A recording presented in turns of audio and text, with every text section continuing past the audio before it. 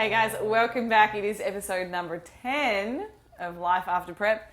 And I'm joined by none other than Dr. Lane. I'm back, mother...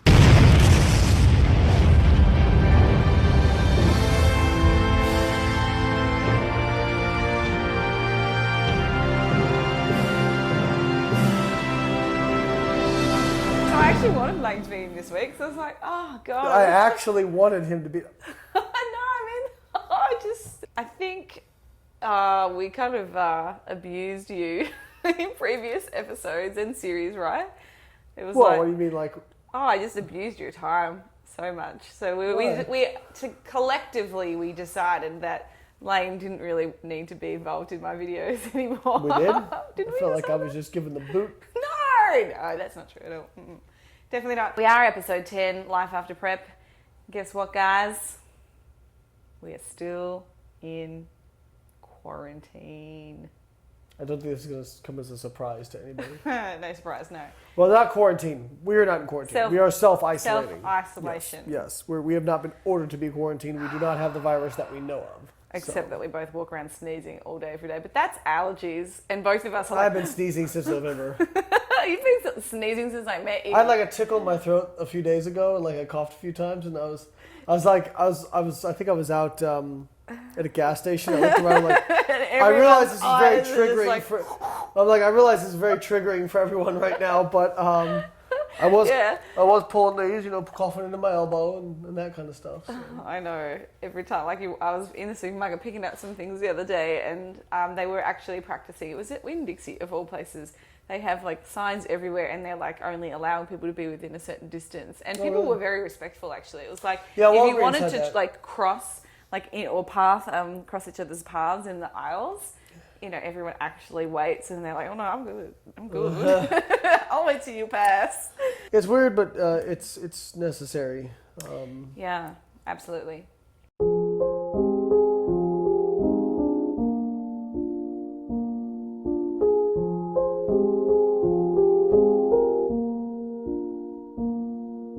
So this week, I actually didn't want to record a video today. I came into the office and I was talking to Chino, and I'm really not... I hate filming stuff when I feel like it doesn't give value. That's my biggest... It's not true. In fact, when you have had a struggle and you have felt like you failed and you talk about that actually is the most helpful thing for people watching.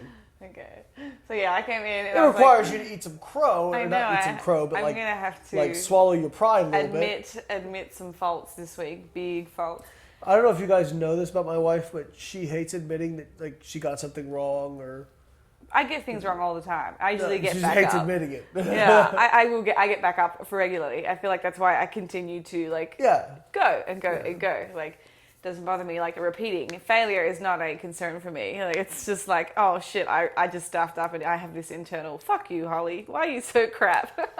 Yeah, I think we all, I've seen you in these moments and you really, when you get low, it's very low. Yeah. You guys wouldn't know this just because she's such a nice, bubbly person online. Yeah, everyone else in this building's like, nah.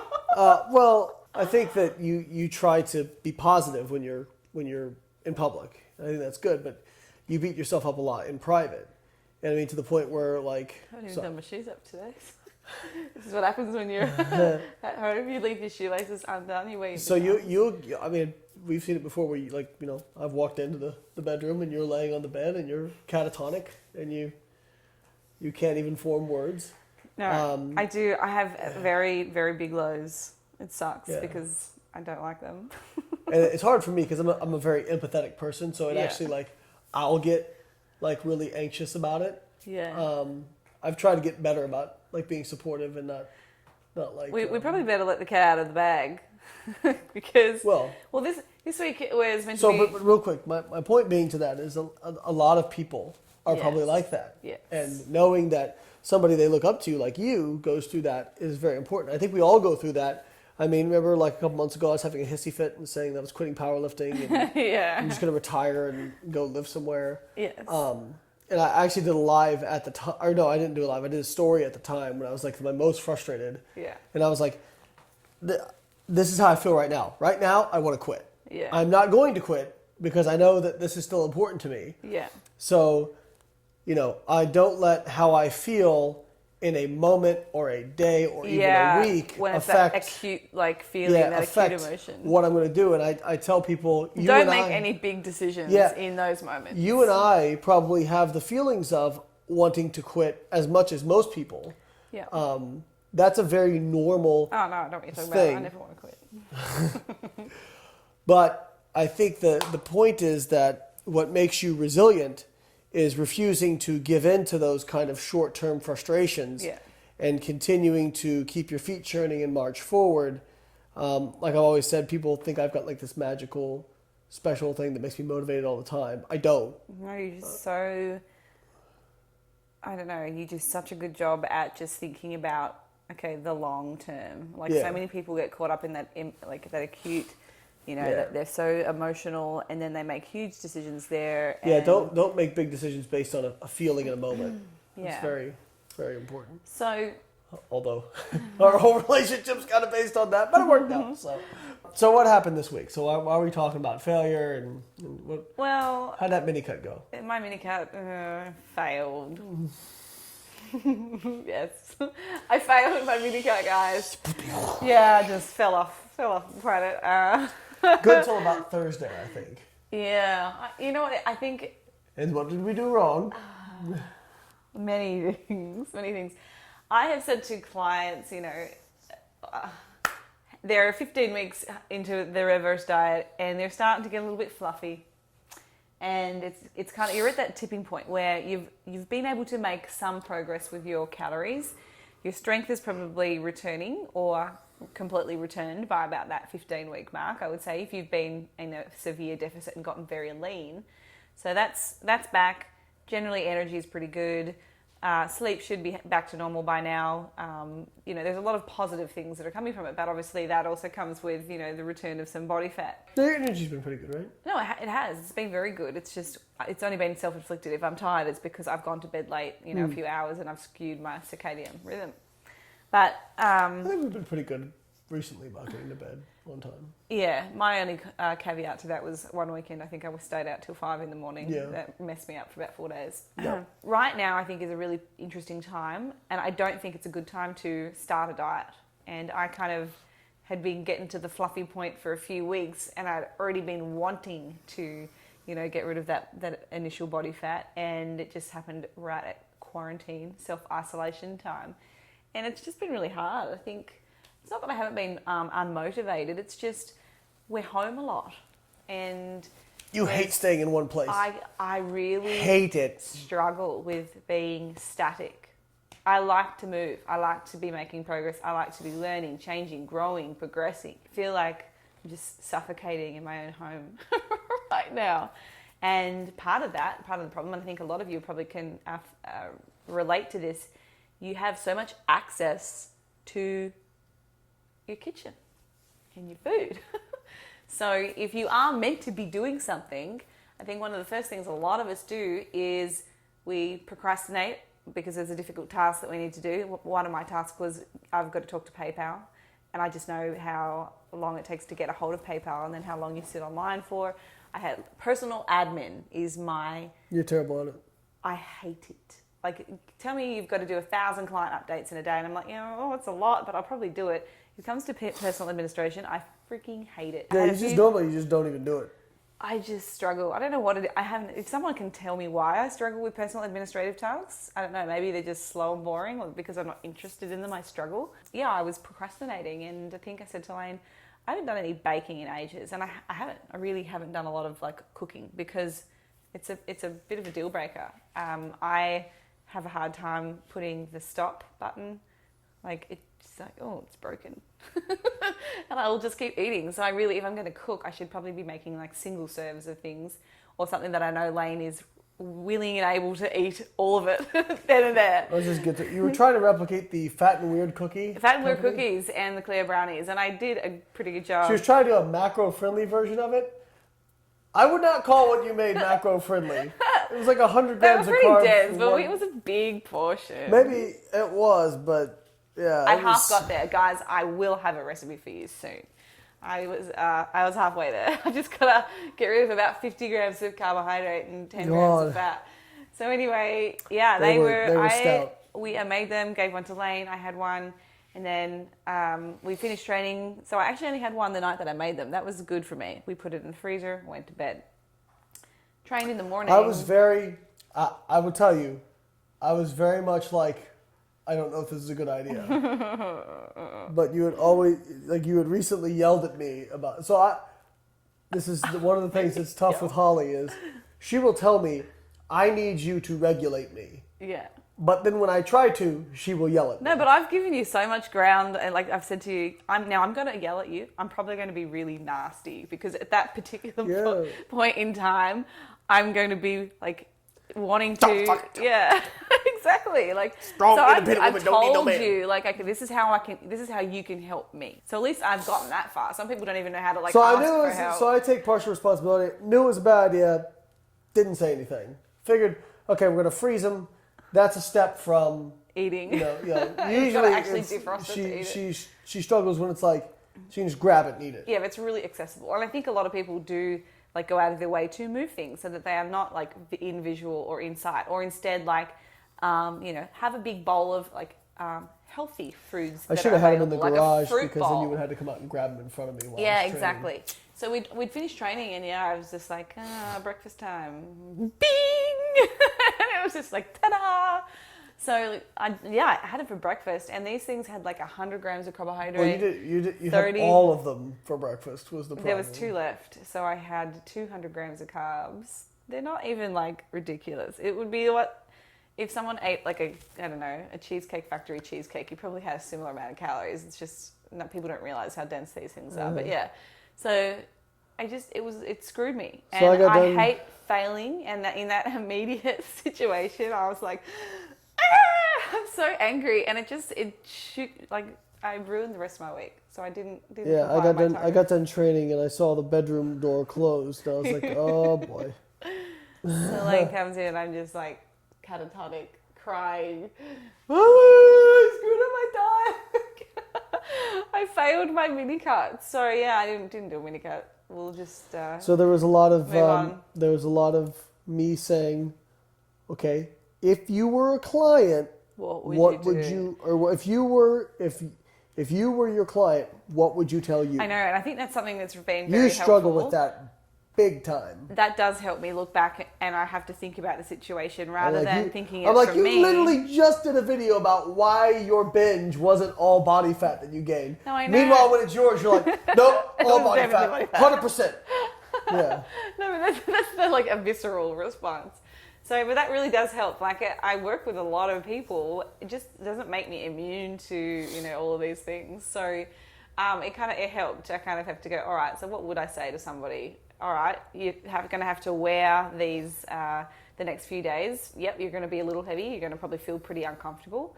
I know, like, if you overeat carbohydrates and that, like, full feeling and the tight feeling from all the fluid inside and the glycogen, Lane loves that. I can't stand it. If I can't move, if my legs brush together because there's so much glycogen in them, I hate it. I just had to wear it, and it took a few days for my weight to come back down after that. How do you weigh in? 66. I'm back to 66, but I did get my period that week too. So like all things are just crappy, just generally.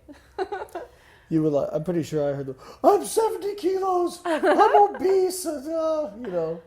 So, but you know what? I'm changing my tactic. I'm not going to diet. I'm not going to try and do a mini cut. No. I thought you were. No, I'm actually, so tomorrow I'm booked in to actually speak with a psychologist. I realised that I need to get a better grip on my self-image. I have terrible self-image, but I realize you 100% have body dysmorphia. Yeah, it's messed up. I love you. It's very difficult to watch sometimes. Right. So I think I would like to be more confident in a normal body. I realize, like, when you are stage lean and you've been there, it's hard to undo that. You see what you look like. It's kind of, it would be unlogical to say, well, just forget about that. You've been stage lean. That's then. Here's now. Think about this. And it's like, no, it doesn't work like that. Well, I mean, it's like I say every time. I'm like, you at your fattest is what most of the women watching would love to look like. Yeah. And you have to keep things in perspective, because I know you're a very driven person and that sort of thing. And it's okay to say, I would like to be leaner. That's okay. It's okay to want that. But I think when you're at the level of where you're beating yourself up because you don't look a certain way, and you do. And what you have to realize too is, like, I think a lot of people get that way because they feel like the only value they provide based on like social media and how they appear to the public is their physique. But that's not you. No. You provide a lot more value than just your physique. So you don't need to, like, I really hope that working with this therapist will help you so that you can be kinder to yourself. Yeah. And I think, like, just learning how to, I guess, enjoy the little things. Like, I feel like I probably have suffered, and again, like, there's been a lot of transitions in life, but I think I really suffer with a little bit of depression, and anxiety. Like, we've talked about this before in other video series, and there are so many things that I have the desire to be better at. So I think a part of the biggest, like, pushback on me even, like, starting this was there hasn't been anybody in this area that has really jumped out. Like, I've looked at all the reviews online, services, options. You need therapists. Therapists. And none really resonate with me. So I thought, okay, well, let's try the online. To be clear, you worked with Dr. Corey Probst previously. We're very happy with her, but you were looking for somebody more local. Yes, yeah. I think when you want to be able to connect with somebody, I think it's really valuable to be in person. But right now, although it's not even going to get that. Yeah, I'm not going to get that right now. One thing I want to point out is there's a very taboo thing about therapy, and I think that's just ridiculous. Like, it's not. There's nothing wrong with you because you're getting therapy. Every person has something that's wrong or that they struggle with. They could improve and do better. I still go see my therapist, Patty. Yeah. Like, kind of maintenance work, like once a month. Yeah. But I'm not ashamed to admit that because like, there are just certain things I need to work on. Yeah, I think if you let yourself go unchecked for too long, like, you can really get yourself in a bad way and develop some really, like, not so positive qualities and behaviors. We talked about that, like, if you, like, people who live alone and are single for long periods of time, I think one of the problems that happens is, not everybody, but it's like you have that other person to check you, you know what I mean? And go, that's not normal.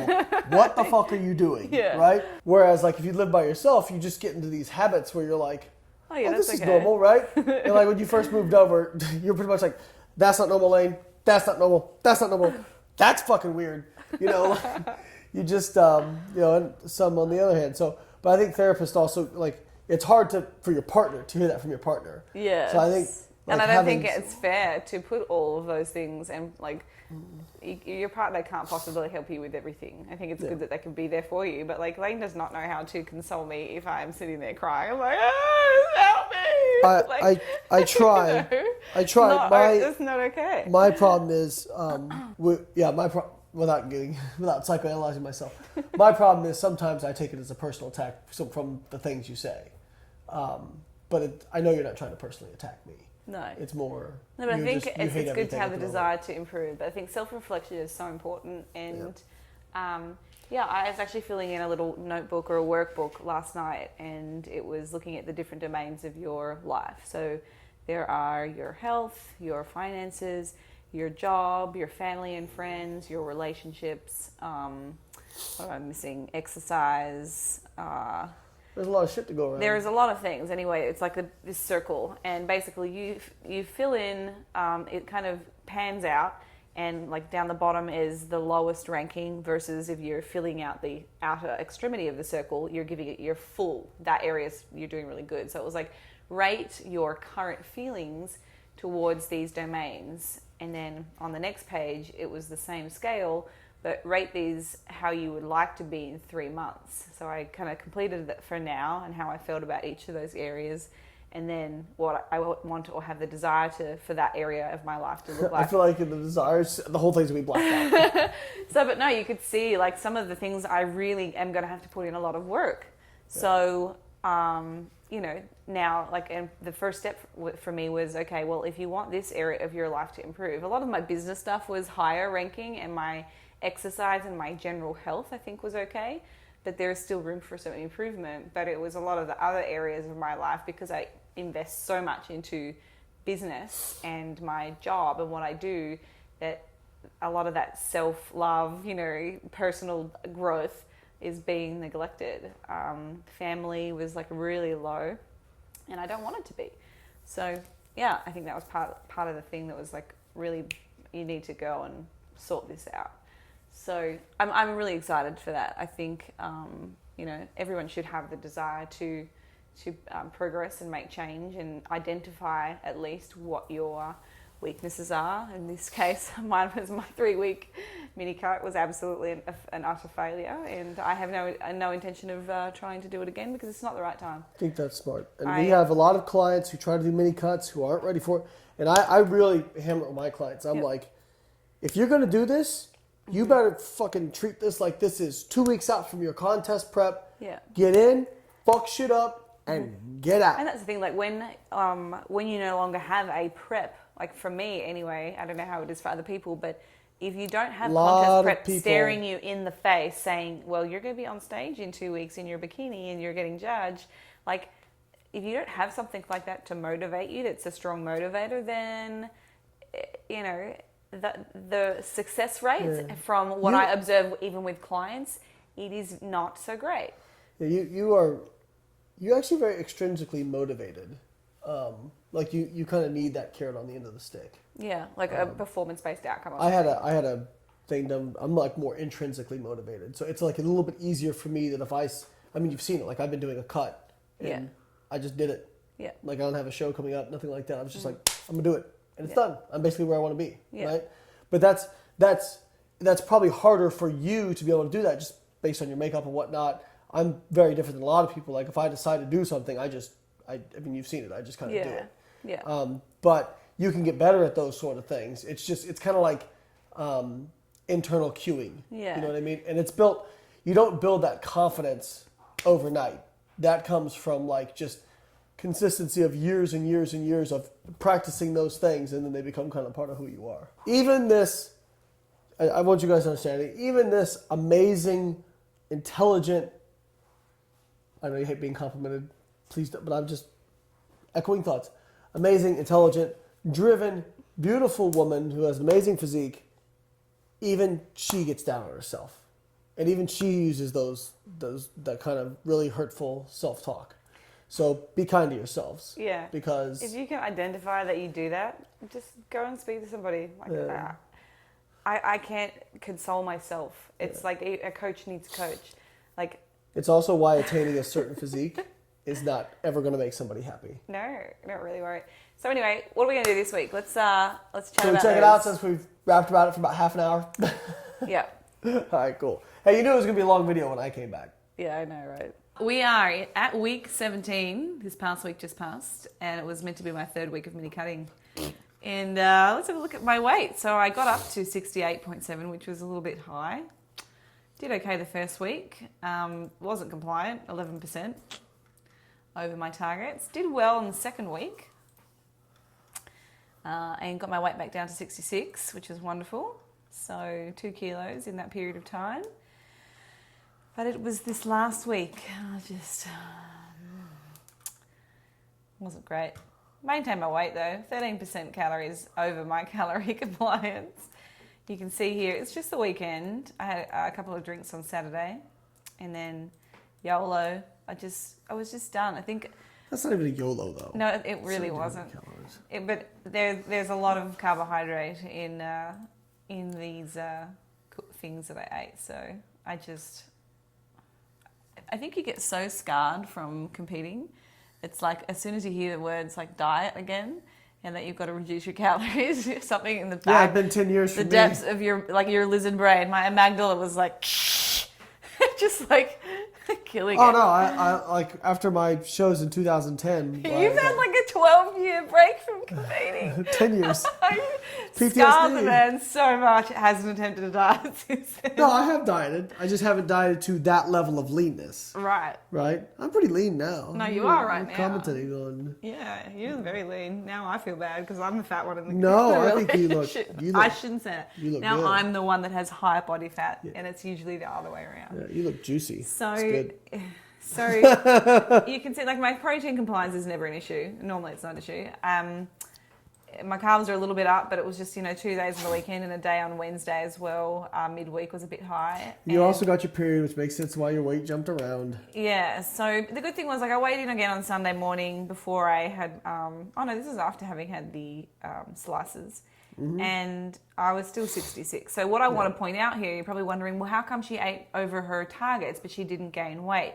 So we know that we have a maintenance calorie range. It's not a static number, and it probably buffers. No, but you were also in a deficit. So if you'd hit that, you'd have lost weight. Yeah, exactly. So that's probably why I maintained my weight eating even at 1605 calories. I think you've actually got, like, I saw you today and you looked leaner.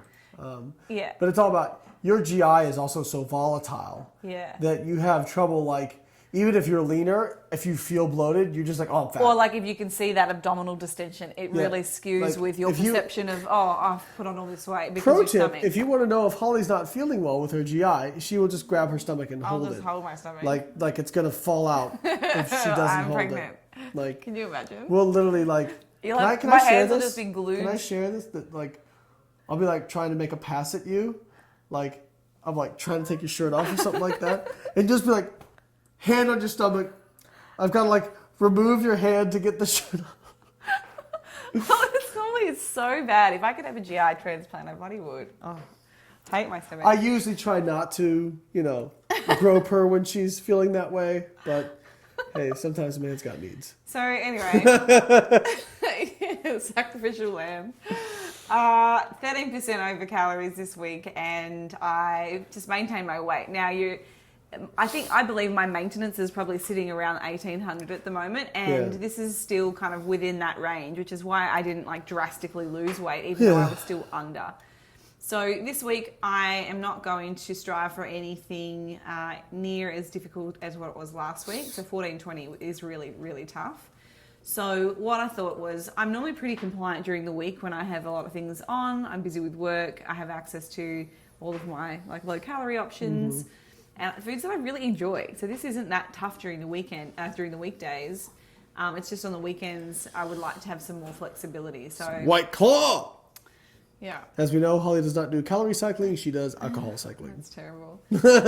So a little bit more flexibility on the weekends, taking it up to 1860, which is probably around my maintenance. So I'll be interested to see how my weight goes by the end of this week. Well, you might fluctuate a little bit after the weekend just from water, you know that. But I think your weight's going to maintain. Actually, I think you'll lose a little bit of weight this week if you're compliant to these. Yeah, I do wonder. So it'll be interesting to see. I think that's about it. So I've got my 5 days of training planned. I'm still striving for 10,000 steps a day. I still have to do a planned hour walk just to do that because I'm just so sedentary. But yeah, I think that's about it. So that's what I'm going to do. That's it, Margaret. Average calories, 1649. Yep. We'll see how we do. All right. Take homes. Be kind to yourself. Everybody screws up. That's normal. It's normal to want to quit. Don't. And she'll catch you next week. I'm not sure if I'll be back. Depends on you vote below. Vote below. Who wants Lane back on the series? Just drop a. We love Lane. Too bad if they say yes and then you're committed. You just lost an hour of your life, mate. It's all right. Okay, thanks so much for watching. It's never lost when it's with you, sweetheart. Of course. Thanks for watching, and if you are not subscribed to my channel, please give me a subscribe and a like. Share it with your friends if you think someone else will find it useful. We'll see you next week. She'll see you next week. Maybe me.